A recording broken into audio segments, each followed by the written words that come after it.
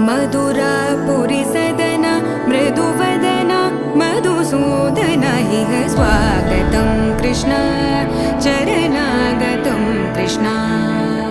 मधुरापुरी सदना मृदुवदना मधुसूदन इह स्वागतं कृष्ण शरणागतं कृष्ण मधुरापुरी सदना मृदुवदना मधुसूदन इह स्वागतं कृष्ण शरणागतं कृष्ण मधुरापुरी सदना मृदुवदना मधुसूदन इह स्वागतं कृष्ण कृष्ण